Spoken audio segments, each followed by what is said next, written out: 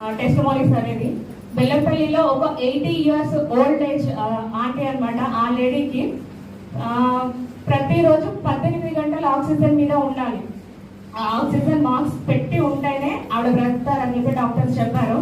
So అన్ని గంటలు ప్రతిరోజు హాస్పిటల్లో ఉంచాలంటే చాలా ఎక్స్పెన్సివ్ కాబట్టి వాళ్ళు ఏం చేశారంటే 1 లక్ష రూపాయలు పెట్టి మిషన్ రెంట్ తీసుకున్నారు. ఒక 1 monthకి 1 lakh rupees రెంట్ అనమాట ఆక్సిజన్ మిషన్కి. సో మన ప్రోడక్ట్ అనేది ఇచ్చాము వాళ్ళకి, ట్రై చేసి చూద్దాం, ఇన్ కేస్ ఏమైనా యూస్ఫుల్ ఉంటుందేమో, ఇవ్వండి. ఒక 10,000 కదా, మీరు అక్కడ 1 లక్ష రూపాయలు పెడుతున్నారు, 10,000తో పోయేదేమో అని 10,700 కిట్ ఇచ్చామన్నమాట ట్రయల్ కోసము. సో మిరాకిల్ ఏంటంటే జస్ట్ ఒక 6 daysలో ఆవిడ నార్మల్ అయిపోయింది.